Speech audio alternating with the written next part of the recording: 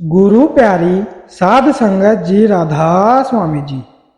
गुरु प्रसन्न होए जा ऊपर, वही जीव है सबके ऊपर। गुरु राजी तो करता राजी, कर्म काल की चले न बाजी। भक्ति का उद्देश्य भगवंत की प्रसन्नता प्राप्त करना है। निराकार निर्लेप भगवंत को रिझा पाना असंभव है। सतगुरु जीव के स्तर पर कार्यशील होता है। वह जीव के भाव देखता है। वह जीव के प्रेम के लिए देह धारण करता है। सतगुरु को रिझाया जा सकता है और सतगुरु को रिझा लेना ही प्रभु को रिझा लेना है। सतगुरु भक्ति द्वारा सतगुरु को प्रसन्न कर लेने वाला जीव बड़ा भाग्यशाली होता है। वह सहज ही मन, माया, कर्म और भ्रम के बंधनों से मुक्त हो जाता है। स्वामी जी महाराज की वाणी है, तुम सोचो अपने मन में, कोई नाही गुरु सम जग में। जिन जिन गुरु भक्ति धारी, सो पहुंचे निज दरबारी। गुरु भक्ति न जिन को प्यारी, तीन जीती बाजी हारी। सतगुरु परमेश्वर का रूप है। फिर सतगुरु से बड़ा साजन, प्रियतम तथा इष्ट और कौन हो सकता है।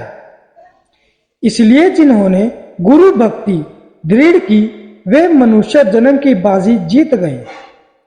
जिन्होंने गुरु भक्ति धारण नहीं की, वे मनुष्य जन्म का अमूल्य अवसर व्यर्थ खो गए।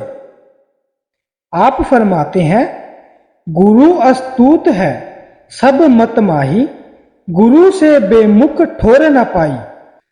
प्रथम सीढ़ी है गुरु भक्ति, गुरु भक्ति बिन काज न रति। क्या हिंदू, क्या मुसलमान, क्या ईसाई जैन, गुरु भक्ति पूर्ण बिना कोई न पावे चैन। सभी धर्मों में गुरु भक्ति को प्रभु भक्ति का आधार माना गया है। संसार में समय समय पर हुए पूर्ण संतों ने पहले स्वयं सतगुरु से प्रेम किया और बाद में अन्य जीवों के प्रेम का आधार बने। गुरु भक्ति, नाम भक्ति और प्रभु भक्ति की सीढ़ी की पहली पौड़ी है। संसार के सभी पूर्ण संतों ने साक्षी दी है कि किसी धर्म का कोई भी प्राणी गुरु भक्ति के बिना प्रभु भक्ति में सफल नहीं हो सकता। स्वामी जी महाराज कहते हैं, दर्शन करत पीड़ सुध भूली, फिर घर बाहर सूधी क्या आए।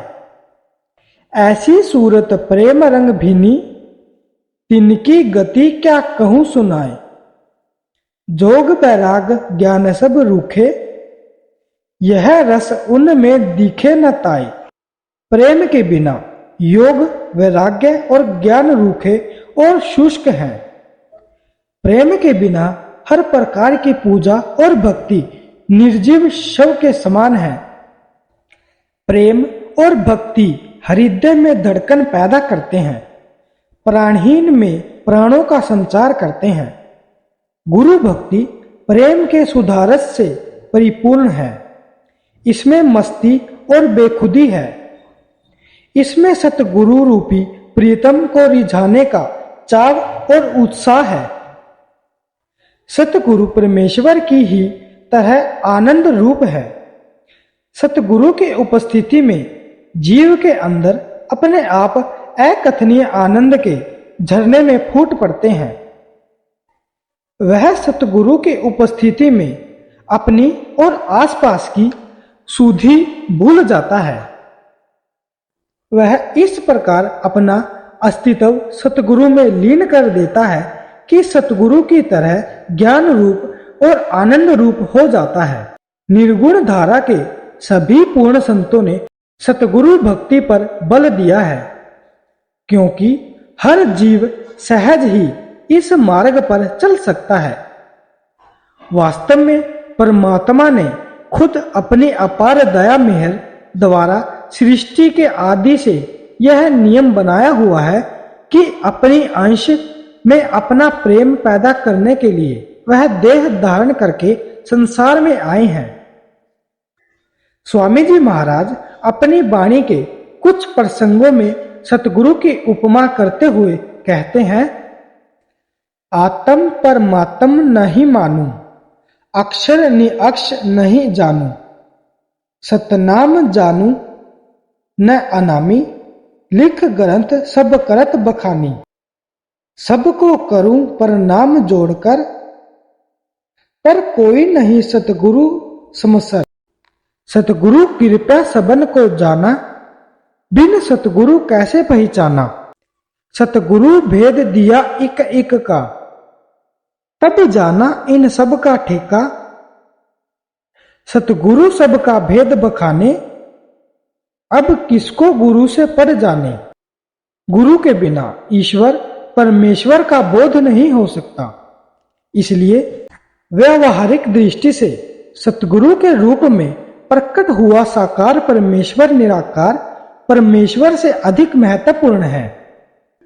सतगुरु ईश्वर परमेश्वर और अनामी से मिलाता है, इसलिए जीव के लिए सतगुरु ही सबसे बड़ा है। कबीर साहिब की वाणी है, तीन लोक नौ खंड में, गुरु ते बड़ा न कोई, करता करे न करी सकै, गुरु करे सो होई।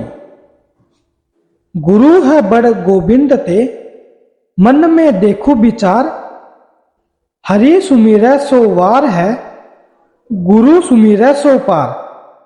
गुरु अर्जुन देव जी कहते हैं, गुरु मेरी पूजा गुरु गोविंदु, गुरु मेरा पार ब्रह्मु गुरु भगवंतु, गुरु मेरा देव अलख अभेऊ, सर्व पूज चरण गुरु सेऊ।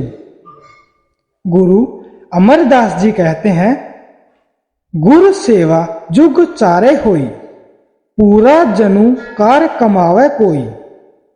सतगुरु से ही से महापुरख संसारे, आपी उधरे कुल सगल निस्तारे। गुरु और परमेश्वर एक हैं। एक के बड़ा या दूसरे के छोटा होने का सवाल ही पैदा नहीं होता।